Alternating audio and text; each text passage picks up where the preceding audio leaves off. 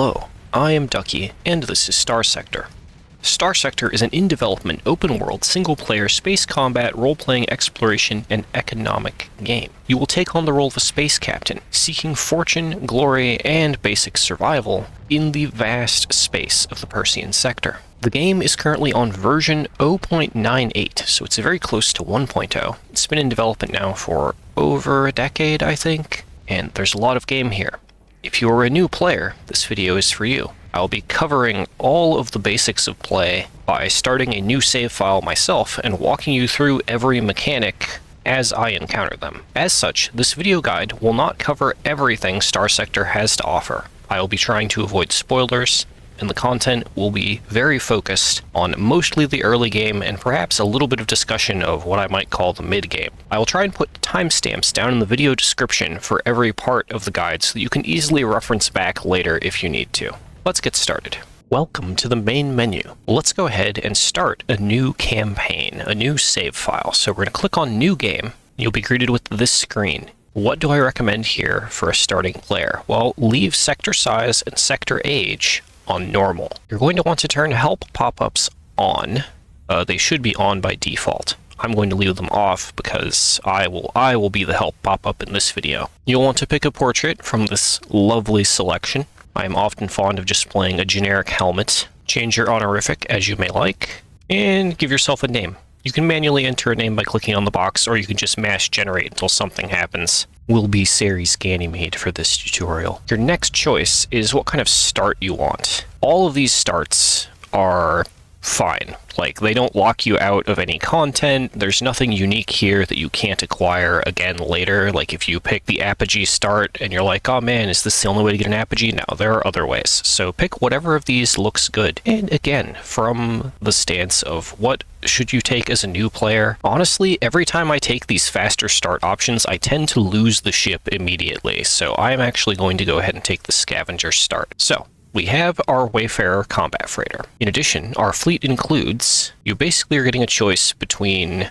a very good little support ship that will help you out in your non-combat adventures, or you're going to get an experienced subordinate. Again, nothing here that you can't get elsewhere. Because of how I like to play, I'm going to go ahead and take the drone tender, but either one works. Select campaign difficulty level. You are going to want to pick easy. For my first year of playing this game, I played on easy, and it was quite hard. What easy does is your ships take 25% less damage, your sensor range, or your visual range, is increased by about 500 units, which is quite significant, and salvage across the board is increased by 50%, so it's just a gentler way to figure things out. Now that said, you should pick easy, but I'm going to pick normal. You can do either. Now, you could play the tutorial, but you're watching this video, so we should skip the tutorial here. But the tutorial gives you some stuff. It's fine. It's how I learned to play. The next screen that you'll be presented with is the Captain Skill Selection screen. There are many, many options. We're not going to cover all of them. The thing to note here is that unlike in many games with a level up system, your choices in these skill trees are not permanent. You will be able to reset them later once you have acquired a story point, which you're just going to accrue as you play. You don't have to do anything special. They're not a limited resource either. So whatever choice you make here, don't feel too bad. You can always change all of this later. For the context of our run, we are going to go ahead and take navigation, and I recommend you do the same. Why are we taking navigation? Well, mainly because you'll see up in the text box there, it unlocks the Transverse jump ability, which is going to make gameplay a little smoother and more flexible. It also just makes it easier to get around. Less movement penalty when going through terrain, faster burn level for all your ships. It is definitively a non-combat skill. If you really wanted to take a combat skill instead, you could grab maybe helmsmanship or combat endurance. They're both very, very straightforward, very generic, and will help you out regardless of what ship you're flying. But I'm going to go with navigation. Okay, here we are on the campaign screen. There are two main screens that you'll be navigating, the campaign layer, which is this, and the combat layer. All of the other menuing can be accessed by these buttons down below, which also have convenient hotkeys listed on them. Let's first go to the fleet screen. So when it said we had a Wayfarer, there's the Wayfarer, and there's the drone tender. So that's how you see your ships. And now you can kind of visually see what we're flying. So to get out of this menu, because because I've done this with hotkeys for so long that I've forgotten. You cannot click the fleet screen again. You have to go up to the little power button up there. There we go. Now we're out. But now that we're here, what do we do?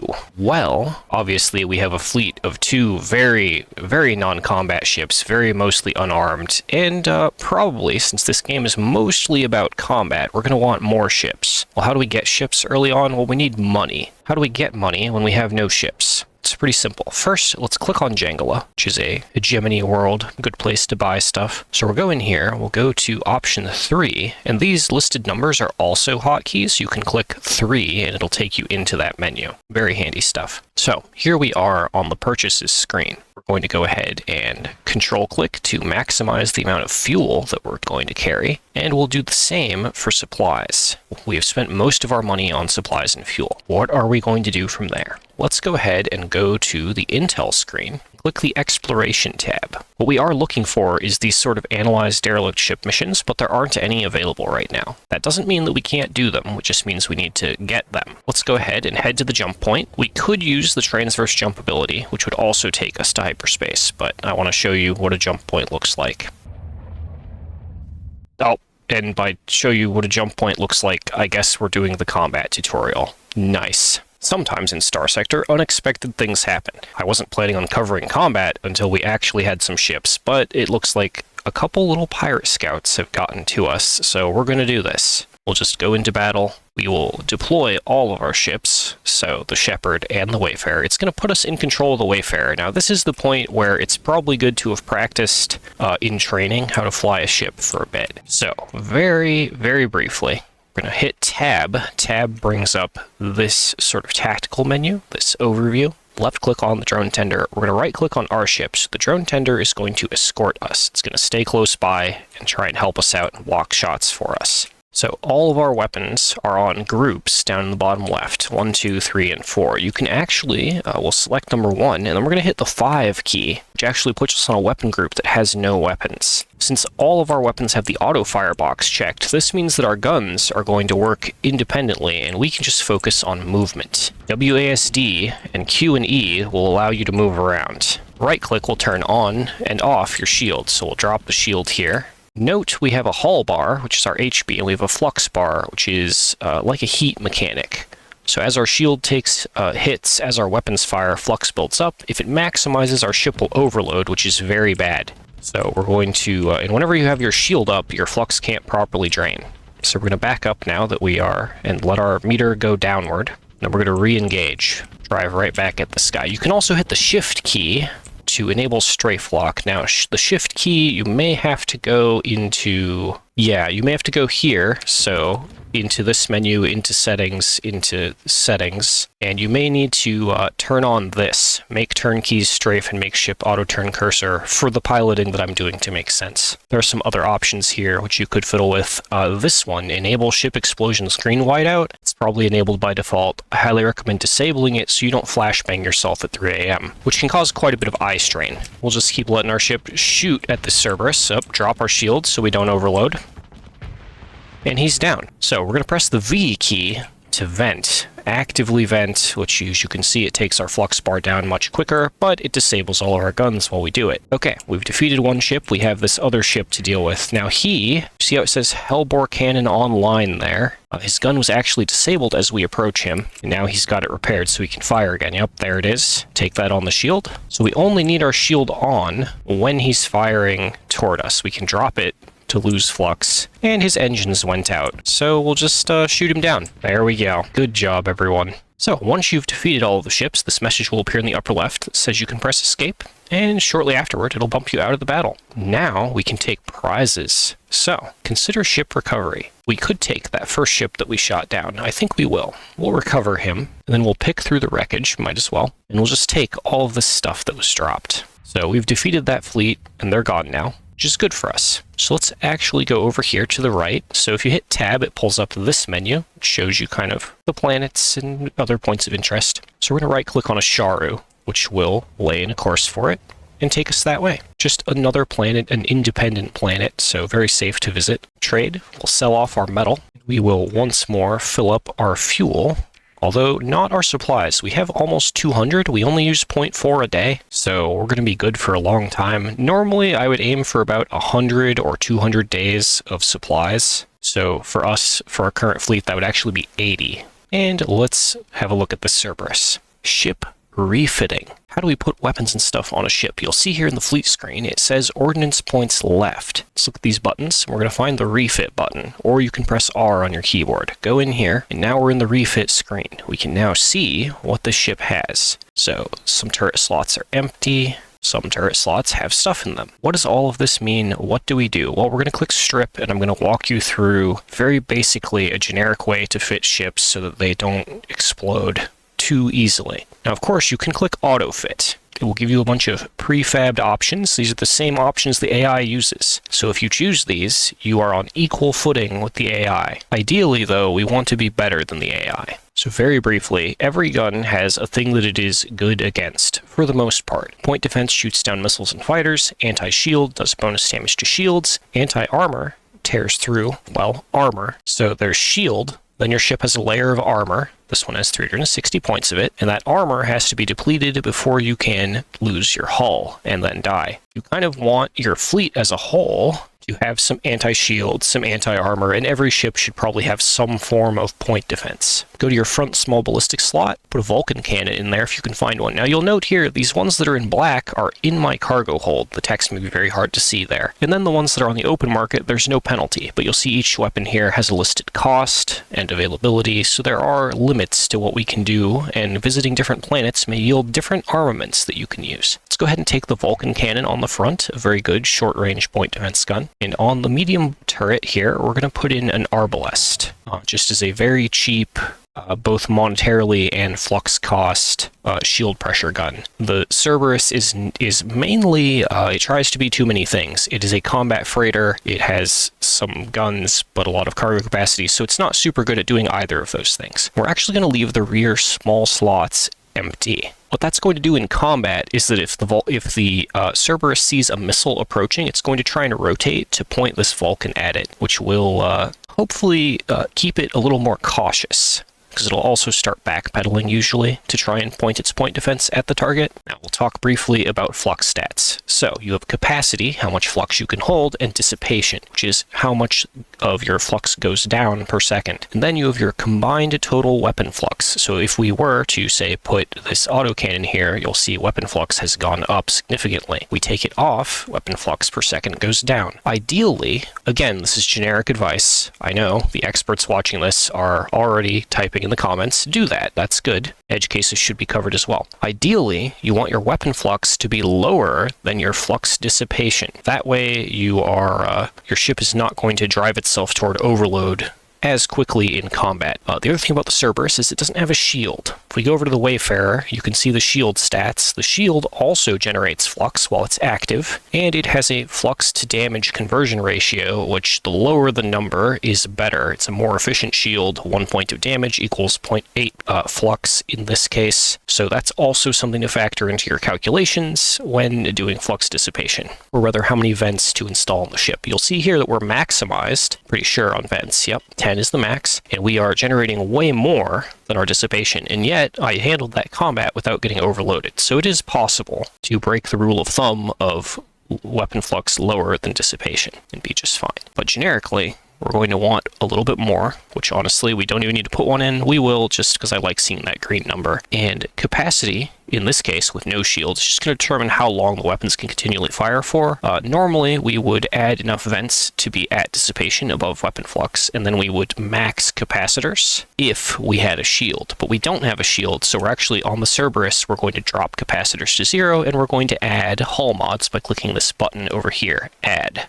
And these are little modifiers that you install on a per-ship basis, and they all do things. Just mouse over them to see what's what, and read to your heart's content. There's a fair bit of reading in this game until all the options are memorized. It's okay to go slowly. So we're going to grab blast doors, which will increase our hull, our total hull value, and less crew casualties in combat. And then we're going to grab auxiliary thrusters, increase our maneuverability. And honestly, we have a lot left to work with. We'll take reinforced bulkheads, which is just 40% more hull. hard and subsystems, which lets us operate in combat for longer. And yeah, armored weapon mounts. You will also unlock, like, this is only like a third of the hull mods in the game. There are a ton that we don't have, so we're just going to stick more of those on there. At this point, there are no other hull mods that would be installed that don't have a downside. So like fuel tanks and cargo holds increases maintenance, safety overrides we'll maybe talk about later, it's complicated. Unstable injector reduces your weapon range. So we've basically maxed this thing out. Now we'll go ahead and just throw the remaining points in capacitors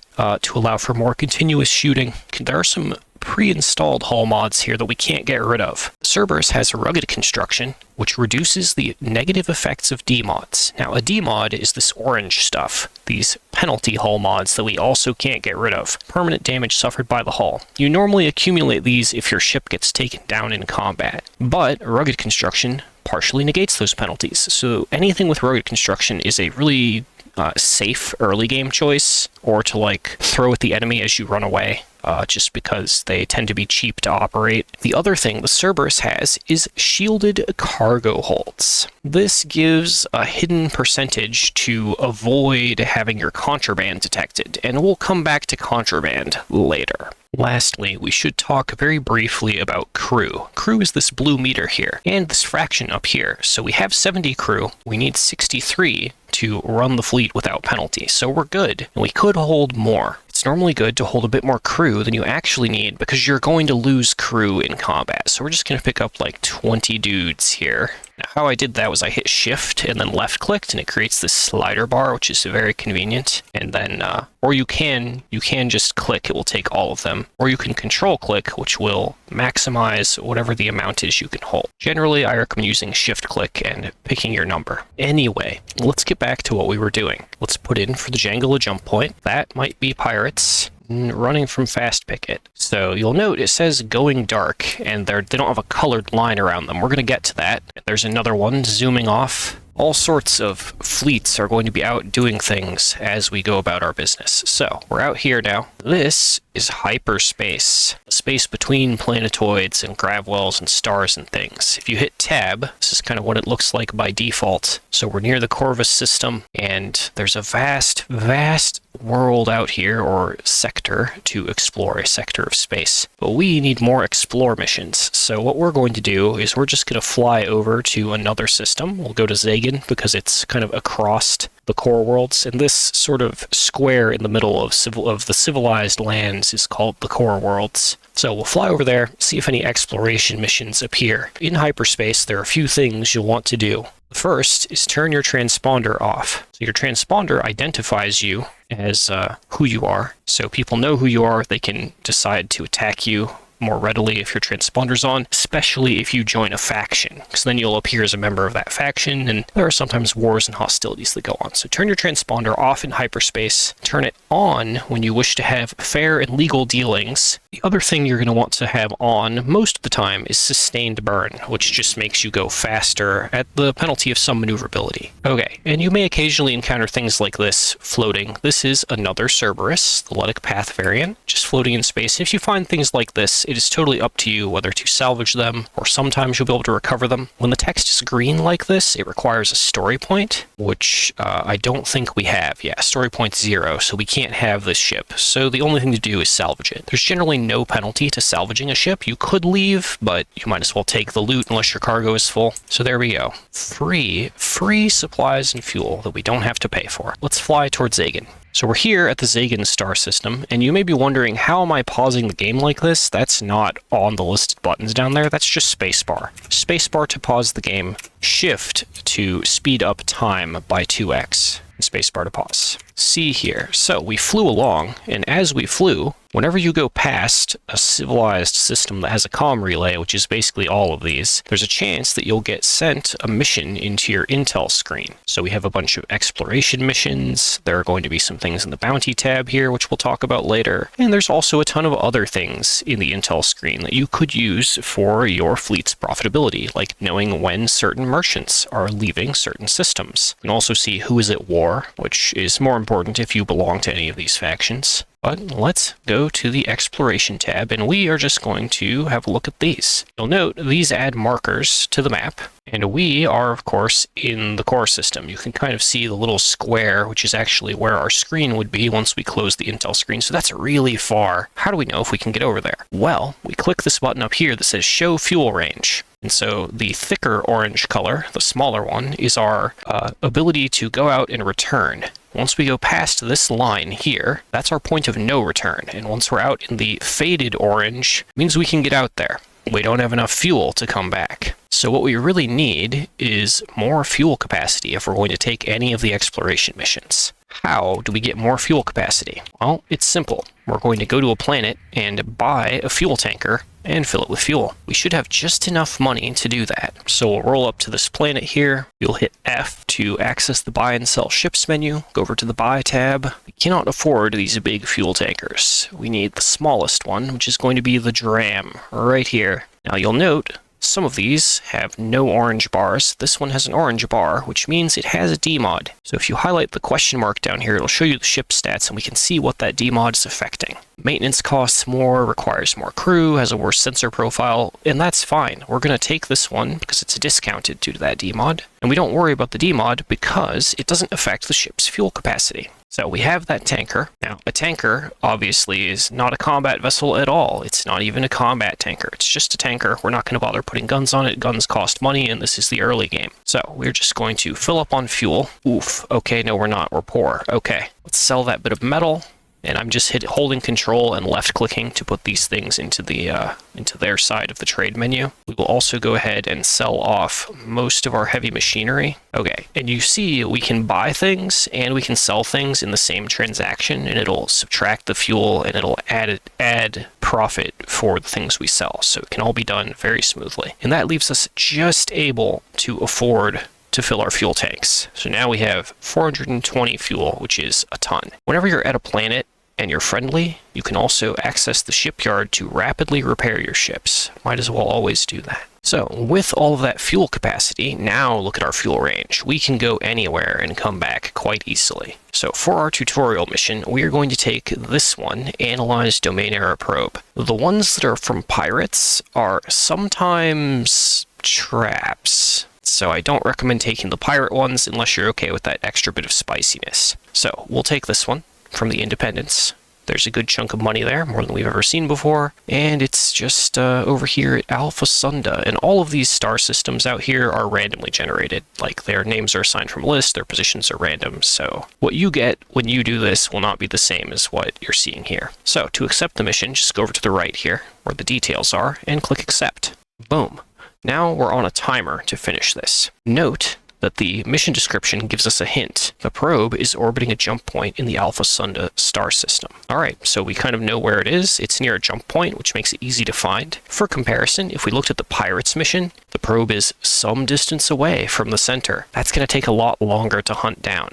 And I like to get through these explore missions quickly and efficiently. So knowing and reading those hints and knowing how to interpret them will come with time. So this time we are going to use, we took the navigation skill here. We are going to use Transverse Jump to just get out of here very quickly. Transverse Jump just basically gets you back to the hyperspace menu or to the hyperspace screen here. The other thing about Transverse Jump is you can go over these purple spots. You can actually transverse jump into the system as well and appear in places that would not be where the AI is expecting you to be. Anyway, let's go ahead and turn on Sustained Burn and turn off our transponder with a double click and head toward our destination. The hazards of hyperspace. So we're out here and you may be wondering what these clouds are. Well, if we go into one, you see how they kind of roil and rumble? If you bump it, your ship suffers damage from the storm. Now, the damage is very rarely lethal, but you'll see in the fleet screen it has reduced our combat readiness by about 8%, and that does cost supplies for repairs. So the less you hit those glowing, pulsing spots, the better off you'll be. And how can we navigate these without taking damage? Well, if you hold the S key on your keyboard, oh, I failed there. You have to do it before you're in range of the storm. If you hold your S key down, you'll slow down, and you'll be able to fly through these without taking damage, just at the cost of going very slowly. One other common thing you may face in hyperspace is just down here to the south. This is a slipstream. These are randomly generated, and as you can see, it kind of cuts across the map. So if you get in one of these, it's going to push you in the direction of its flow, which in our case is a benefit. But very briefly, what if we didn't want to be caught in the slipstream? How do we get out? Simple. Turn off sustained burn, and you're going to click and hold to one side or the other of a slipstream and just hold the button down until you're out of the slipstream. So you can use this technique of just having sustained burn off and just holding left click to force your fleet to fly. You can use it to cross these slipstreams pretty easily. Later on, you may get special abilities which interact with slipstreams and other hazards, but okay. But this is how it is in the early game.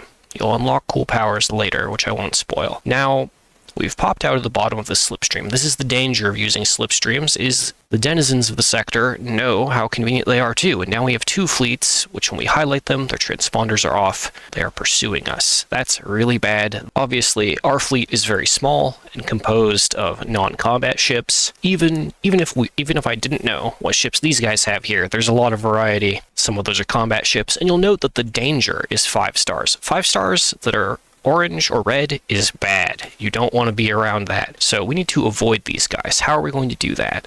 We're going to click on emergency burn, and I have no idea if this will work. This is not scripted. We're just going to hit emergency burn, so it activates while we're paused, which is fine. And we're actually going to try and go up this other slipstream here, away from our pursuers, and we'll use the speed of the slipstream to escape, hopefully. Go, go, go, go, go, go. Okay, we made it in. We've drifted away. Let's get into this spot here where the storms won't get us. Okay, wait for emergency burn to go away, and then we're going to hit number 2, the go dark button. What this does is you'll see our sensor range here, this number in the bottom left with the little kind of radar looking bit. That's how far we can see and detect ships around us. The other thing is the sensor profile right below it, which is the range at which we can be detected. And when we hit here, the go dark button, our sensor profile drops by half to 240. And then when we enter a hazard like the storm, it drops to 120, which is going to be about from the ball of the fleet here to where my cursor is now. Very, very short ranged. So our chances of them finding us in here are slim to none. And because we're using Go Dark, we've also slowed down, and you see we can go through hyperspace storms with no issues. And this is actually going to get us over to the jump point for our explore mission. So we're going to leave ourselves on Go Dark in case there are more threats in here, and we're going to jump in. There we go. Oh, and hey, as we've jumped in there, see the exclamation point? That means this is our quest target.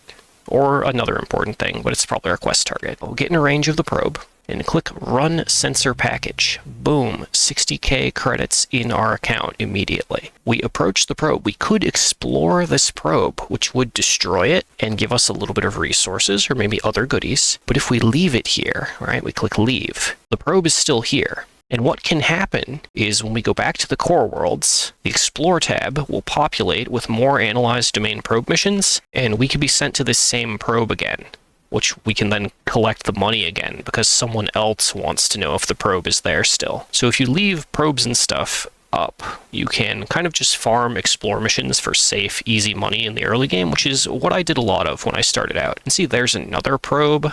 Basically, in the bottom right of the screen, you may have noticed this circular bit, which is our scan, our sonar, whatever. And whenever there's a weird blip, if you approach it, it will uncover itself as something. So there we go, a third domain era probe. If we hit tab, honestly, the system doesn't have a lot of points of interest. This is probably all that's here. But if we press this button, active sensor burst, it'll ping outward, and that will actually force more things to be revealed on the minimap sometimes. But here, there's nothing more. Okay, so we've completed an explore mission. We have some money. We are going to go right back over to this hyperspace storm so I can pause. And at this point, we could explore more of these systems that are around, but what I would normally do is just go right back over to the core world. So we'll just right click on Corvus and turn on sustained burn and head that way. We are not going to go down to the south here though, because those fleets are probably still there. Now I am holding down the left mouse button here to manually fly the fleet, but if you ever want the autopilot to take you, you can go over to the right here. if you've set a course like this by right-clicking on something on the big map, you can then hit this resume course button, and now my hands are off of the mouse and keyboard and the ship is flying itself. Although of course it will not fly itself very intelligently, like we're going straight through storms that could have triggered, that kind of thing. And the autopilot will also not care about like hostile fleets coming toward you, so you still got to pay attention. We are now back in the Corvus star system. Now I want to show you a few other easy ways to make money. The first of which is we're actually going to get supplies and fuel, and then we're going to go somewhere else. I'll show you. So go to trade goods, fill up on fuel. We get 0.5 supply cost per day, so we need about 100 supplies for 200 days, so we're good on supplies. We're not going to buy any. We talked earlier about hull mods, so those are also sometimes for sale here. We're just going to grab these. You only ever have to buy them once you've bought it, and then right-clicked on it to learn it. You can then apply an infinite number of them to your ships, so they're not limited use or anything like that. Just grab them when you see them, you'll learn them, and eventually you'll have them all. So we have our fuel. We're going to go over to the military market. Oh, and you'll note here, look, another hull mod. Hull mods are good. Heavy armor, insulated engine assembly. We might cover some of those, but we'll see. And then lastly, there's the black market. And you'll note between the open market, see here, and the black market in the upper right, there's some stuff here that's not on the open market. Big guns, there's some purple drug stuff, there's some organs.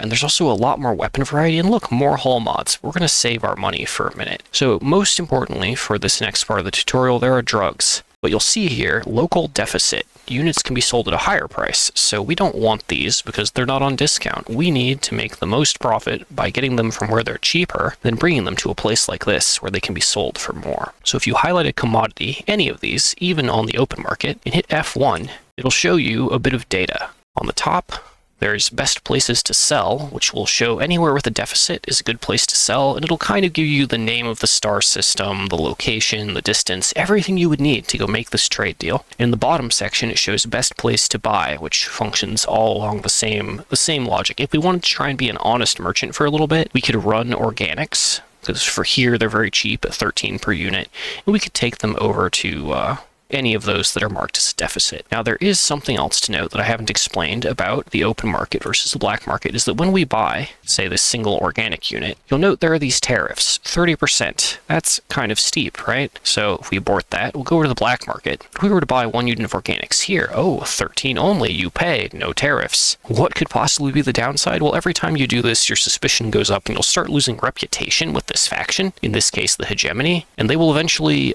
start checking your cargo, taking your stuff, making your life very difficult, and eventually they'll start shooting you on sight because you're committing a crime, basically, in their space. That's the downside of the black market and the upside. Let's see here. Highlight drugs, hit F1, and look, there's a system, Kanta's Den, in the Magic Star system, that actually has an excess of drugs. Let's go get some of those, So we're not going to even put in... Remember when we started out, we went toward the jump point and we immediately got attacked by pirates? That's another reason to have transverse jump. The jump points are always contentious places where you could encounter enemy fleets. And having transverse jump, having navigation as our first skill just allows us to avoid some of that. So we're just going to go over to the Magic system, which is just to the left of Corvus. Right-click on it, and that will take us to whatever jump point the AI thinks is good. All right, now in Magic, some places, when you go into jump like this, it'll say your transponder is off, but any patrols in this star system are unlikely to raise an issue. That means we can leave our transponder off in here, because despite there being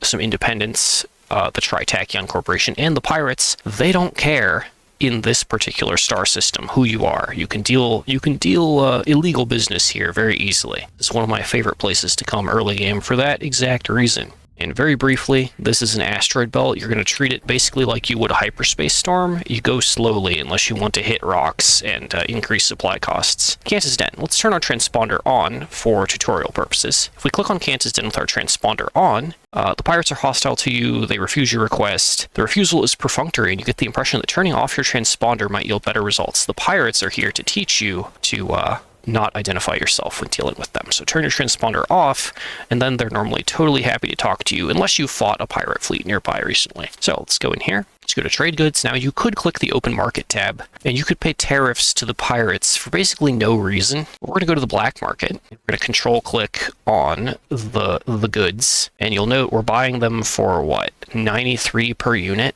And when we go highlight and hit F1, we can sell them over at Lost Metropolis for 403 per unit. So 300% or more profit margin. Seems pretty balanced to me. Let's go ahead and transverse jump out of here. It's kind of hard starting out to figure out where all these places are, but note the directional arrow next to the star system listing. It'll kind of give you an idea where to look from your current position. So we know it's up, we know it's called Measura, we highlight, there's Lost Metropolis. So if we left click on Measura and then a right click on Lost Metropolis, it will set a course all the way to that destination. We can just hands off, let the ship take us there, hopefully, and only respond if we see like something that looks hostile burning toward us. All right, and we're here, Measura jump point. Now, patrols in the Measura star system are likely to give you trouble. So here we'll turn our transponder on, and we'll be relying on the Cerberus's shielded cargo holds to kind of conceal our goods if we're questioned. But here we go. We are at Lost Metropolis. Turn the transponder off, left click on Metropolis, go to trade, go to black market, and just drop all of these off. 93,000 credits. So we spent, what, 20k? So doing that was about as profitable as doing an exploration mission. Now, the other thing about doing this kind of trading is you'll note we've reduced the excess drugs at Kanta's Den. It now costs 122 per unit there instead of 70. And we've reduced the deficit here at Lost Metropolis. They're no longer buying for 400, they're buying for 327. So the more you do this, the more you'll balance out the economy of the game, and it will take time for things to become profitable again. You cannot make your living purely as a merchant, as far as I'm aware, especially as you start scaling up your fleet size and stuff. You will have to do other jobs.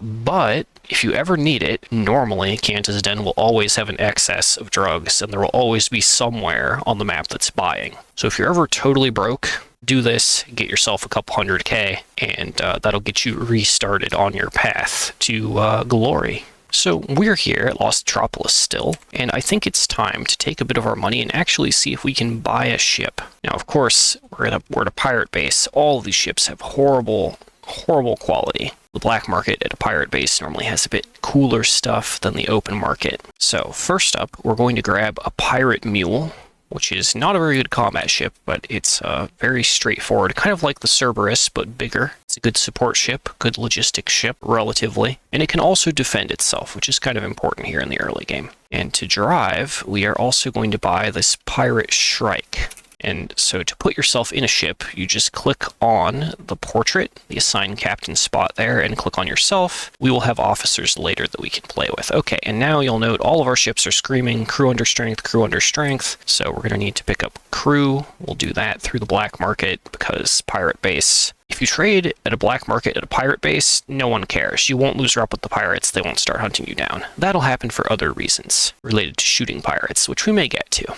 All right, so we're back up on supplies. So for this mule, it's not a ship that we're going to be personally piloting. So I'm not going to spend a lot of time on it. We're just going to click on the standard auto fit. It's fine. We're not going to worry about it. For our personal ship, though, we are going to worry about things. We're at a pirate base, so our options are kind of limited. Mining lasers, railguns, do not copy this fit. This fit is not good. This is just what can I come up with out of the junk that is available, which is really bad. But even with guns that I don't think are going to work very well, we can still hold to the general rule of thumb about flux dissipation to weapon flux. We can still max our capacitors and then add some hull mods. Whatever looks good, basically. A ship is fitted. We are actually in the refit screen to talk about another feature, which I don't use nearly as much as I should, which is the simulation button. So you select your ship, and you'll go down to run simulation. We'll do that after, all right, we're at a pirate base, so we can't actually repair our ships. That's okay. You can actually take this slider and drag it around up here, this combat readiness slider. I didn't know about this for like a year. So we're going to put it at where it would be if we're fully repaired for the purpose of the sim. That's what the slider will do.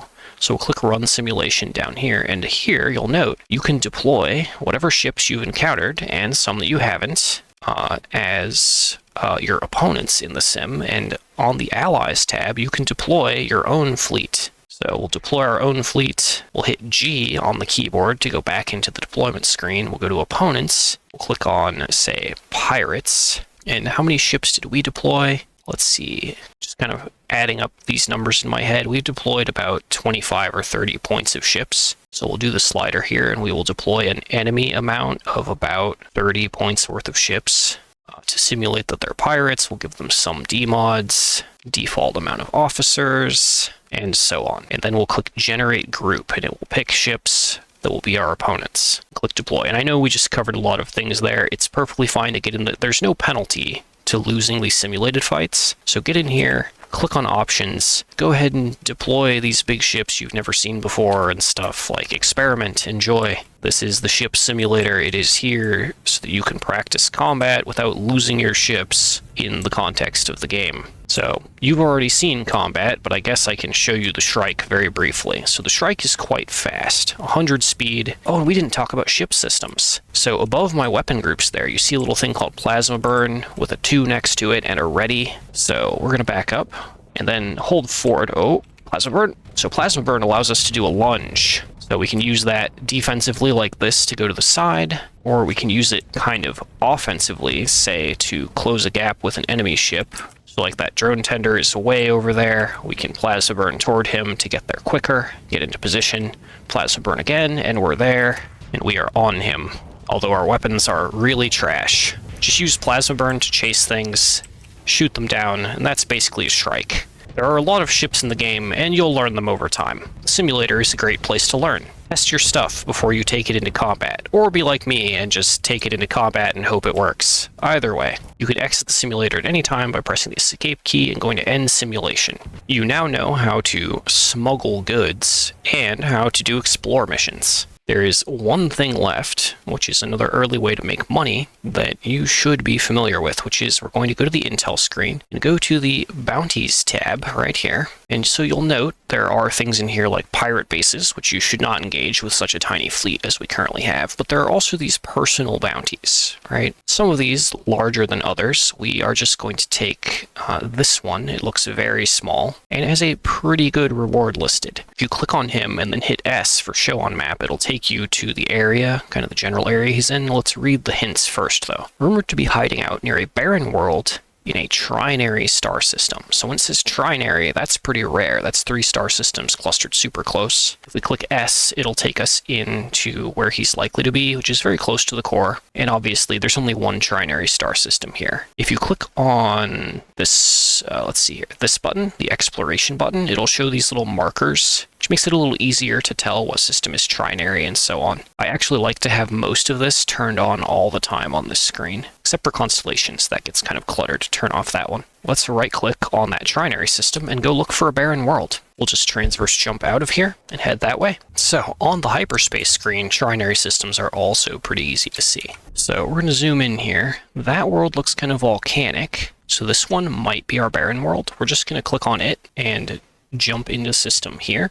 Oh, look, new planets. So if we click on the barren one, it'll pull up this screen, kind of the planet list screen. And from there, we can hit lay in a course to that barren world, because it's the only barren world in this system. Let's just avoid. Very briefly, this is another hazard you may encounter. This corona here around the star, it will slowly damage your ship, so try not to fly too close to the sun, generally. And there's our bounty target. He appears to be avoiding us.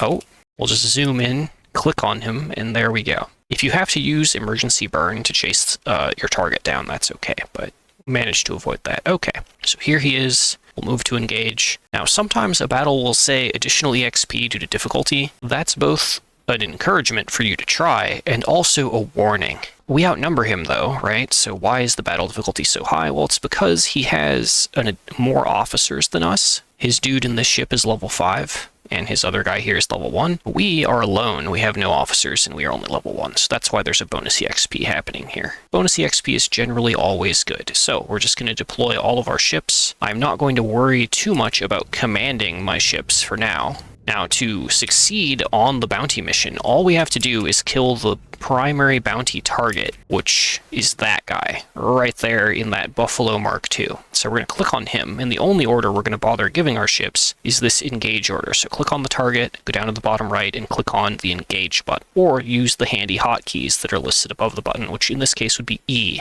Giving an order like this, I hadn't discussed this before, it'll consume a command point from up here, so you can only give orders to your fleet as a whole so many times, and the command points do slowly regenerate, but be sure about what you're telling your ships to do before you decide. So we just need to get through his escorts, get to the target, and make him explode. And there he is. Now, I picked this mission because actually the ship he's in, as you can see, it has no shields. It's very frail.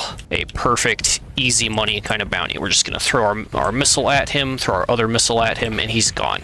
And now we can just mop up his fleet, and that's going to be it. Easy paycheck, easy combat experience. Don't be fooled. The weapons I have on this thing are terrible. Just the mining blasters are really good against unarmored ships. Against something like this with a shield, though, we're going to be way less effective. That's why I have a whole fleet of ships. Here we go. We can pick on the Cerberus, though. Notably, this is a Cerberus, just like the one we fought earlier in the video, but this one has a shield. If we hit R while hovering over him to select him as our target, and then hit F2 on the keyboard to pull up the codex, it will show us everything this particular ship we're fighting has installed, including all of his hull mods and weapons. Very handy. You'll note here that he has a makeshift shield generator. That's a hull mod that adds a shield generator, and it's one we don't have. Killing him is not going to get us the hull mod, but I figured I should explain why some ships appear to have powers that they didn't appear to have when we covered them earlier. Alright, burn drive him. Huh, push. If I burn drived onto him just right, we might have been able to spin him around and shoot him in the engines, but that's okay. We're a destroyer, he's a frigate. Oh no, our Cerberus is dying too. Like I said, they're not really great combat ships. No, my Cerberus. Protect. Oh, nice. Okay. Enemy is flamed out. Ow, and he just took off most of our health with his missile, but he's down, and that's all that matters. Okay. Enemy fleet defeated. Claim victory. Let's see what we can recover here. Another Cerberus. A Hound. We'll take the Hound. Alright, and then pick through the wreckage. We'll just take everything he dropped. Might as well. And there we go. Experience gained. Bounty completed. And yeah, good success. Let's go ahead and transverse jump out of here and head for home. And I will cover the next topic. But that is bounty hunting in a nutshell. Of course, these bounties, as you complete bounties, these will start getting larger with more rewards, and that's really good because you could start getting ships from them. You'll get more money, you'll get more guns. Gets more challenging as you go. It's great. Most of my time when I'm not playing the story missions and stuff in Starsector is done just chasing down bounties. It's my favorite part. All right, next topic. We probably need to cover a few screens in the Intel menu that I haven't talked about yet. So we've spent most of our time here on the regular Intel screen, which is got all the good stuff. There's also a planet list, which will show every planet that you've encountered. This may be important later if you ever decide to colonize a planet and become a power in the sector yourself. That is going to be outside the scope of this tutorial for now. Colonies are a whole other thing that are normally approached in late game, maybe in another video. Anyway, faction screen. The faction screen shows your personal standing with all of the factions in the game. Very briefly, each of them has this bar that goes from favorable all the way to vengeful for positive 100 to negative 100. And if you click on a faction, you can see a bit about them, how they line up with other factions in terms of enemies and allies, which can change through the course of a game. And it'll also show you what is illegal to trade in their systems. You may recall earlier we had to access a black market in order to see recreational drugs on a hegemony world, but when we went over and bought our drugs from the pirates, they don't have any illegal commodities. You can influence your standing with a faction by destroying ships of that faction, which is why we're so hostile to the pirates now. In any mission in the bounty tab, for example, it says bounty faction, Persian League. If you do this mission for them, you will gain standing with the Persian League, and once you acquire enough standing, you may be able to get a commission from them, and they'll pay you to do stuff. So that's the faction screen. Now, that was every tab on the Intel screen. Let's talk about the command screen very briefly. So command screen is how you're going to kind of manage your empire later. There's a tab for your colonies, again, another time. The income tab is kind of important. It'll show you all of your various inflows and outflows of cash. Right now it's very simple, but once we start hiring officers, anything else that might be an expense, it'll get listed here, and you can see your net income from last month. If this number ever goes negative, you may want to balance the books somehow. So beyond the income tab in this section, we have the blueprints tab and the custom production tab. These are things that really you can only do with the colony. Like it says right here, you need a colony with heavy industry. You might want a nano forge. All of that we may cover in a future video. That is more kind of late game stuff. As regards the faction screen, we have, or I have mentioned a few times, that you can join a faction. To do this, you will need 10 or more positive reputation with the faction. We only have positive reputation like that with the hegemony, which is the orange-colored faction. And conveniently, we're right here at a hegemony world. You go to any world of the faction you wish to join, open the comm directory, where you'll find all the NPCs you can talk to. Go and talk to the station commander, or the base commander. I believe also has this option. Let's check that really quick. Yes, the base commander as well will have the option. And click I would like to be commissioned by the faction, in this case the hegemony. He'll talk about how it's so important and you'll be fighting for the restoration of the empire and on and on and on. Ignore all of that. The important thing is that at our current level, we will get a stipend each month. Big paycheck, right? And that we are going to end up, by joining this faction, we're going to be hostile to all these other factions. So going into their space, approaching their fleet bubbles could result in hostilities. So we've accepted the commission, which has reduced our rep with those hostile factions by quite a bit. Now, at any time, you can resign your commission, and you can go and you can do jobs for other factions. So you can very easily, relatively, change allegiances if you decide that a faction is not for you. This is not a permanent choice, even though in the lore of the game, they want to make it sound like it is one, because the NPCs, of course, would be very loyal to their chosen factions. But let's pick up more fuel. And we have a crew problem again. So now that we've added those two destroyers to our fleet, the Shrike and the Mule, our supply usage per day has doubled. And that is another reason to take on a commission fairly early, is that the monthly check will help you pay for supplies. Being commissioned with a faction also grants you access to their military markets. You'll see here we can buy this Hound if we're so inclined, but all these other ships require the faction to be at a certain level of rep with us. Friendly, welcoming, cooperative. Friendly, I believe, is about 50, welcoming is about 25 points of rep, and cooperative is 90 plus. We are at 17, we are at favorable.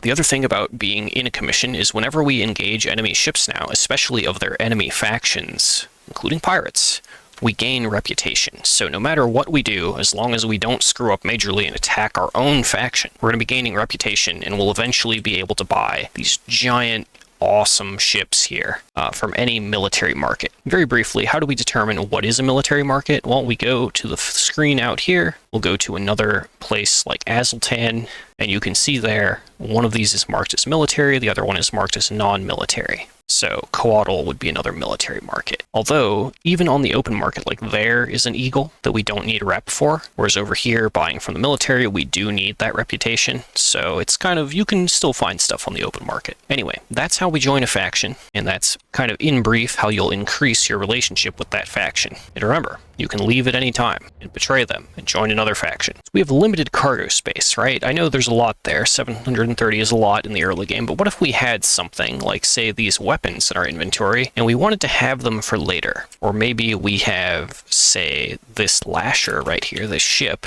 and we don't want it in our fleet, but we want to maybe use it later. And in the context of like losing your entire fleet, maybe you want to store ships and weapons and supplies somewhere so that you can kind of get back on your feet if you ever lose everything. Well, there are places in the game where you can store stuff. I'll cover the bad option first. At any planet, you can click on the storage tab. You can pay 5,000 bucks to have access to storage. And now, when you go to the fleet menu, you can click on storage and you can put away ships here. The problem with this is they will charge you a monthly fee for whatever you have in storage. Monthly fees are bad. We are here to make profit. That is what Ship Captain does. So, we need somewhere we can store stuff for free where no one will take our stuff. The easy answer to that is actually right here in the Corvus star system. If you fly over to this spot, Asharu, there's the independent planet of Asharu, but there's also this abandoned terraforming platform. Click on the platform, and you'll note, inspect cargo storage, inspect starship docks, refit your fleet. So you can do most things that you would do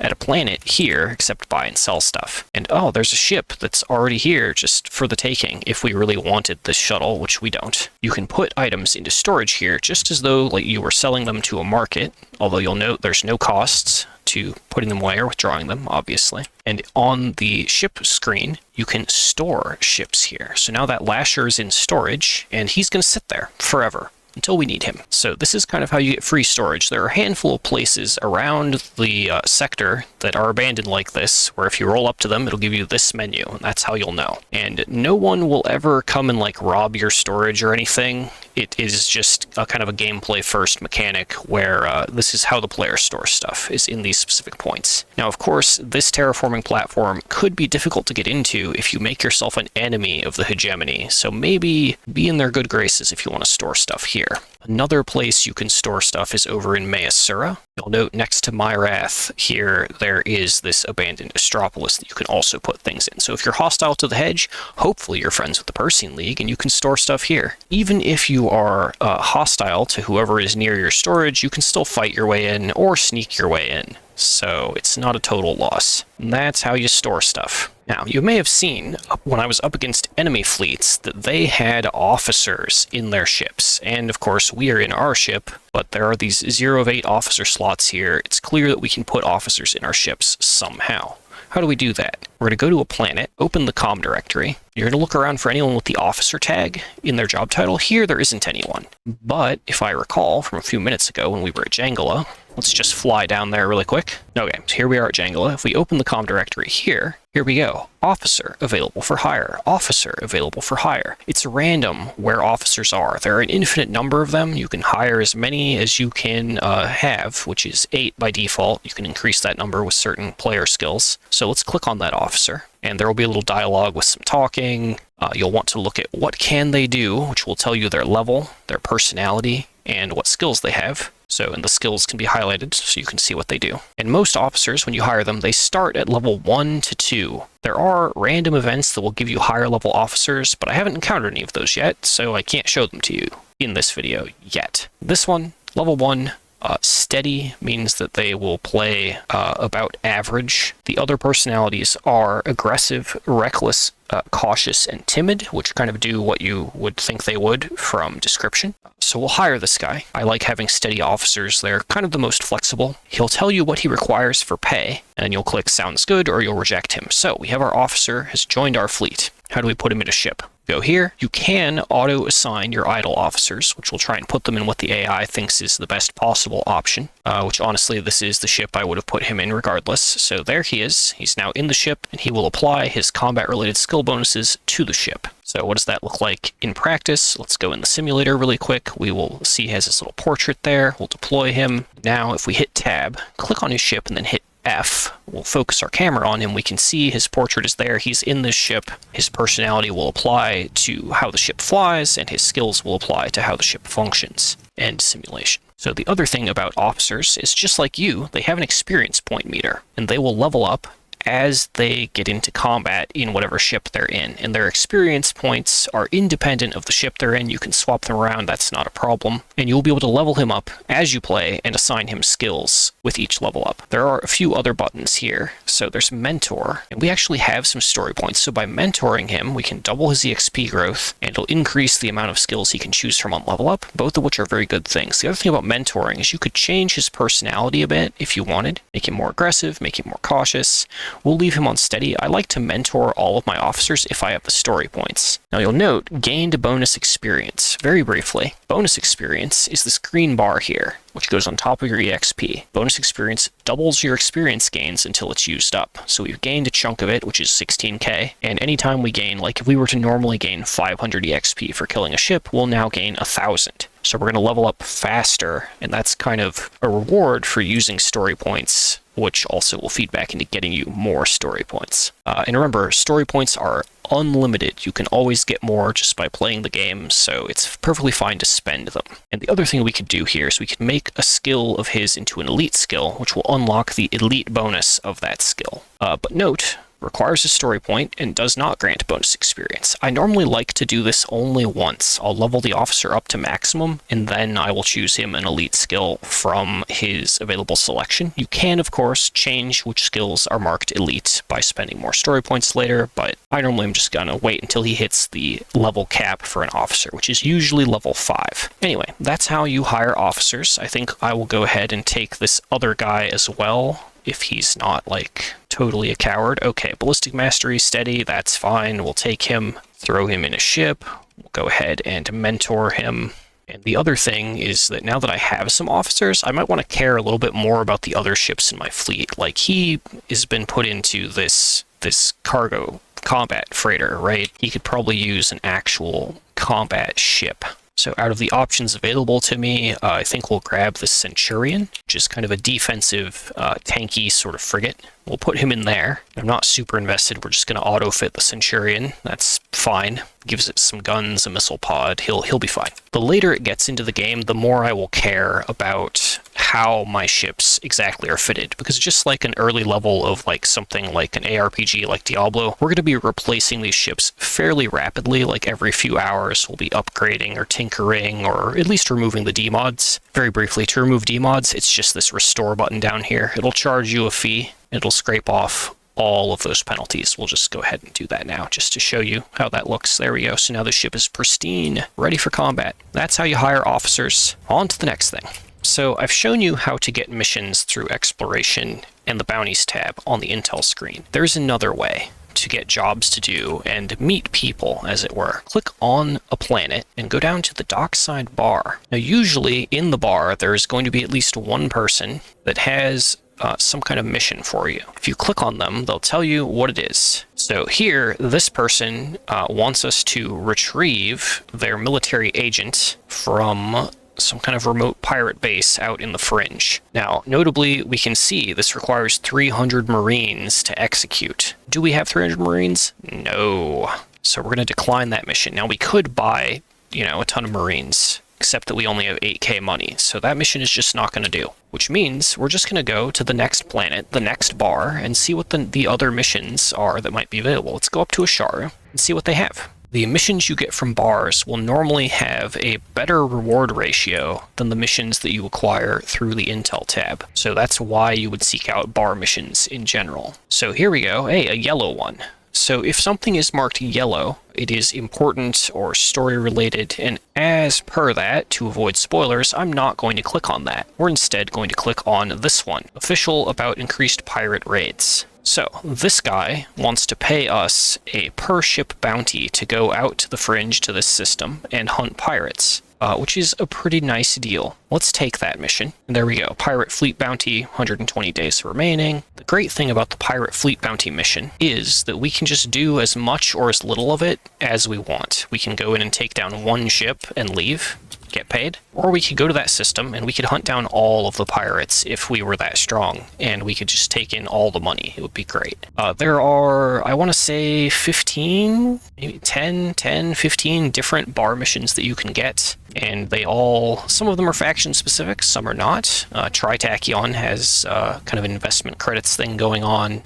The pirate missions in particular are completely different than the missions you would get from like a standard military guy. So there's a lot of variety to be had in the bar missions, and sometimes you will encounter unique story-related quests at the bars, so definitely check those out. It doesn't cost anything but a smidge of time to look. Oh, and there we go. You'll note down here in the left on the news ticker, hostilities have ended between the Hegemony and Tritach, so relationship with Tritach improved. So that's just going to kind of be a thing that happens because we're part of a faction. Our allegiances will shift randomly. So if we go to the Accepted tab on the Intel screen, where is our thing? Oh, I've actually overshot it by a bit. Okay, that's what I get for trying to manually pilot my way out here in Yap. In this system, Balrog, there should be pirates. Note warning beacon that we just discovered. This right here, danger level low. That's going to be a very tiny spoiler. You'll see them in system. They probably won't attack us. Be careful with those warning beacons. Okay, but we're in here. You can probably assume, so that blue fleet there, that's the spoiler. We won't talk about him. But this fleet running from my fleet is probably pirate. And over on the left here, there's a pirate base. We want to not get close to the pirate base. We will instead just hunt down this little fleet. Okay, emergency burn after him, and we've caught him. All right. And you'll note our mission here has resulted in combat, which is not a bad thing, just kind of life. Most of the things people will pay you for will involve destroying other people or retrieving property from them and so on. It's a very grim world, the universe of Starsector. Alright, we are still in our janky, really bad weapons shrike, but these are pirates. They are the starter enemies of the game, and I've played a lot of Starsector. It'll probably be fine.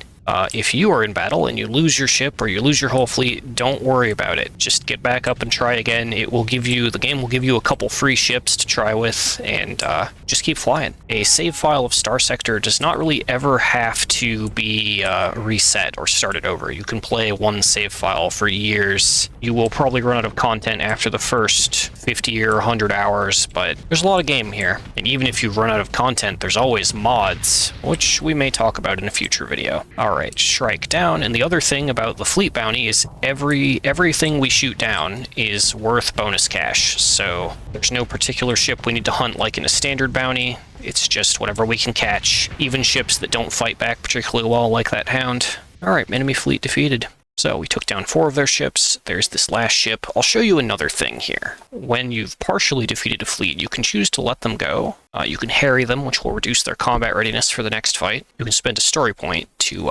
catch them very easily, or you can click Pursue. And when you click Pursue, it'll often give you this Order your second in command to handle it option, which basically allows you to auto-resolve by sending a couple of your ships out, or all of them if you so choose, like so, and you'll just click OK, and it'll be like, okay, your second chases them down, and this is what happens. And since there was only one ship and we sent 2 after it, it died. So now, once again, we could recover ships, we can take their loot. Our relationship with the pirates has gone down 5 points, but there we go. We have received hegemony commission money, because we're commissioned with them, which also increased our rep, which is great. And we got 6k from fighting those pirates. Now, that's not a big chunk of money compared to some of the other missions we've done, the other things we've done, but it will add up, and the stronger your fleet is, the more pirates in total you can take on. It becomes decently profitable. Oh, and here we go. Inside this derelict Tempest, there is a level 5 officer who just joins our fleet. Convenient. And that will happen sometimes. You'll get random events that'll give you officers. So there she is. She's max level, she has an elite skill, and she's cautious, which is kind of a problem. Let's retrain her up to steady. Boom. So that she flies kind of normally. But in brief, that's how you pick up a bar mission, and that's one of the many bar missions that are unique to bars. Another way to make money. At this point, I've kind of covered all of the base mechanics that I had on my little list to talk about.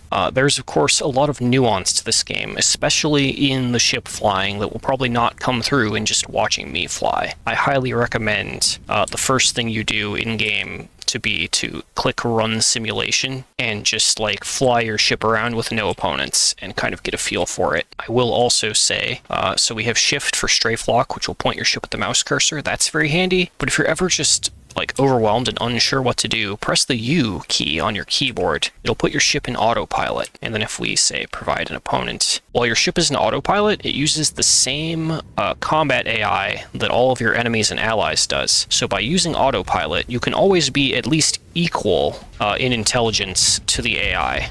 And a lot of my early gameplay, when I was learning the game, I used autopilot a lot, and I just tried to build ships that were better than what the AI was going to field, and kind of hoped it worked. So that is a completely valid way to play. Or if you just end up in a situation where it's like, I'm surrounded, what do I do? Autopilot, give it a try. But we are functionally at the end of the tutorial. I am not by nature a tutorial maker usually, but this was requested a few times in the history of the channel. Like, people were like, oh, Ducky, when will you make a tutorial? This game looks really cool. Especially people coming into the live streams, like not knowing what the game was. It was like, okay, this looks cool, but how do I play? So I have tried to provide a bit of that information here. If you have any questions about things, ask them in the comments on any of my videos, or pop into a live stream if you catch me while I'm streaming. That works too, and I will try and clarify. As I've kind of hinted at throughout the video, I might make some additional guides, colonies, and stuff if there's interest. If there is a topic you'd like to see a guide made of, then just let me know in the comments as well. Now, what we haven't covered at all in the context of this tutorial, we've just flown around and made money and shot up ships, which is fine. That is the gameplay. But the game actually does have a very well-written story, which I didn't want to spoil, and the story unlocks a ton of unique stuff. There are ships, there's abilities, there are unique NPCs that will give you missions for the rest of your career. There's all sorts of stuff that the story enables. So I'm going to tell you how to start the story. You're going to go to Galatia, and go to Galatia Academy Station right here, and then you're just going to request a meeting with the provost. She will give you, there's of course all this lovely, well-written dialogue that I have read tens of times. I love the writing in this game. There's comedy, there's much nuance. There's a whole world here.